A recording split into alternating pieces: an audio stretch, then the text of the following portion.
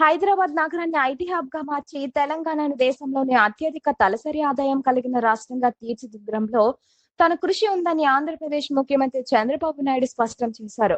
విభజనకు ముందు సైబరాబాద్ అభివృద్ధిలో తన పాత్రను గుర్తు చేస్తూ అప్పుడు తాను నిర్మించిన నాలెడ్జ్ ఎకానమీ నేడు తెలంగాణ అభివృద్ధికి పునాదిగా నిలిచిందని పేర్కొన్నారు.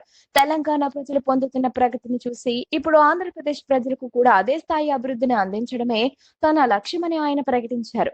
ఏపీని ఆర్థికంగా బలోపేతం చేసి తెలంగాణతో సమానంగా ప్రపంచ స్థాయి ప్రమాణాలతో అభివృద్ధి పదంలో నడిపించడమే తన ముందున్న ప్రధాన కర్తవ్యమని చంద్రబాబు నాయుడు పునరుద్ఘాటించారు. విభజన జరిగింది. కొంత నేనే హైదరాబాద్ ని సైబరాబాద్ ని అభివృద్ధి చేశాను.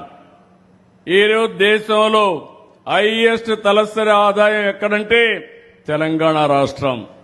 దానికి కారణం ఏంటంటే సైబరాబాద్ నగరం. అది నాలెడ్జ్ ఎకానమీకి కేంద్రంగా తయారైంది.